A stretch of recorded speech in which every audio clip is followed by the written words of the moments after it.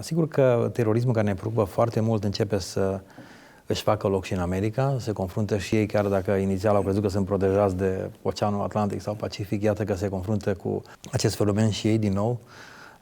Și vreau să înserăm, ca pretext al următoarele minute, un scurt reportaj. E un apel la biserică pentru păstrarea valorilor creștine vis-a-vis de creșterea terorismului. The Christian world is a very powerful world if it chooses to be. It has enormous abilities. I want you Christians to believe in your values. Rode lived and studied in universities in the Islamic world for years. He advised the U.S. Defense Department on Islamic affairs for nearly 3 decades. He says the view of peace takes on totally different meanings between Muslims and the West. Peace in the West is let bygones be bygones. Let's say you and I had terrible problems in the past. We sit down, you give a little, I give a little, we shake hands.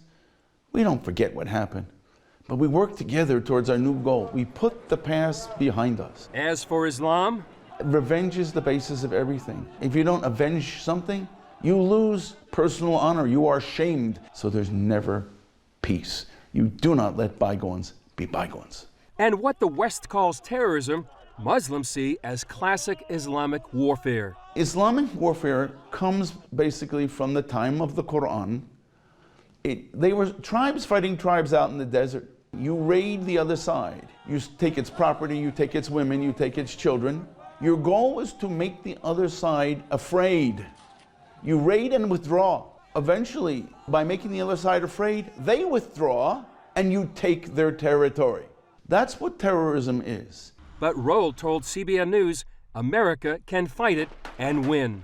America and Europe has unbelievable, awesome power, but we don't seem to have the stomach now to use it. Power without the will to use it is irrelevant. If Washington would stand tough, he said, many Muslims would cheer. You would be surprised the amount of Muslims would say, thank God.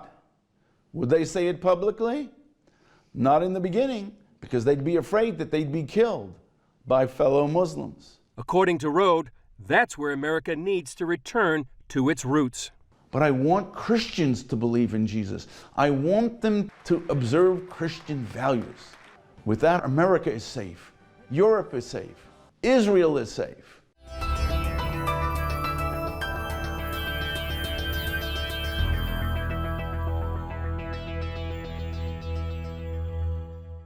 Suntem din nou la realități și perspective. Așadar, în America, biserica este preocupată, și nu numai în America. Biserica este preocupată de creșterea fenomenului terorismului, de faptul că trebuie să ia o poziție și ca voce publică și ca punere pe genunchi, ca rugăciune. Cum vedeți creșterea terorismului? Pentru că e un fenomen care crește. Cum îl interpretați? La ce să ne așteptăm? Sigur că nu la lucruri bune. Ce ar trebui să facem? Vorbim în sfera publică despre ceea ce se numește un război hibrid, care nu mai este unul convențional, care nu mai avem o demarcație a frontului, să știm că în partea cealaltă sunt inamicii, dincoace suntem noi.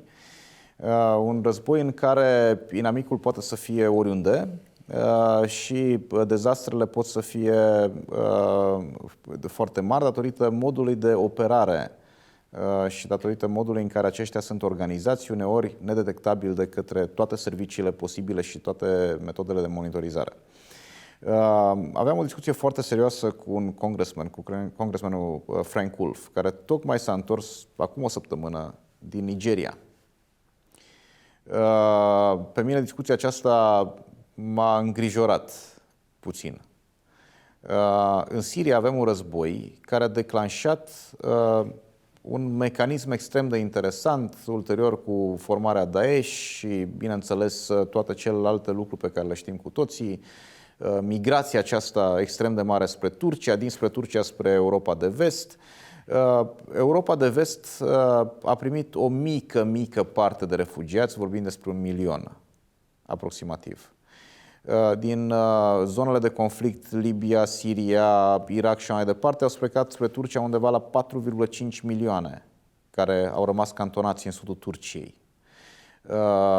Bineînțeles că aceasta a creat o tensiune foarte puternică cu Europa de Vest. Ulterior, doamna Merkel a promis o sumă consistentă Turciei să-i ține pe aceștia acasă, să nu mai dea drumul spre Europa de Vest. O parte au plecat spre Europa de Vest, aproximativ 1 milion, așa cum spuneam, care au aproape sucombat Europa. Aproape Europa a început să se clatine și vedem Brexit-ul ca o consecință directă a acestui fenomen. Vedem tensiunile și disensiunile din Germania, din politica din Germania acum, din Franța, ceea ce se întâmplă și așa mai departe. Însă Frank Wolf îmi spunea, dacă astea sunt cifrele, 25 de milioane în Siria, în zona de conflict, creează un asemenea potențial terorist și un asemenea potențial de destrămare, de diviziune internațională. În Nigeria, în care există un conflict extrem de intens, sunt 180 de milioane de locuitori. 180 de milioane de locuitori. Imaginați-vă ce se întâmplă dacă conflictul din Nigeria escaladează și acestea încep să migreze spre Europa. Dacă Europa nu face față la 1 milion de refugiați, ce va face când 180 de milioane de cetățeni din Nigeria vor încerca să treacă Mediteraneana? Și credeți-mă, în momentul în care am auzit această perspectivă, mi-am dat seama că, într-adevăr, perspectiva este sumbră.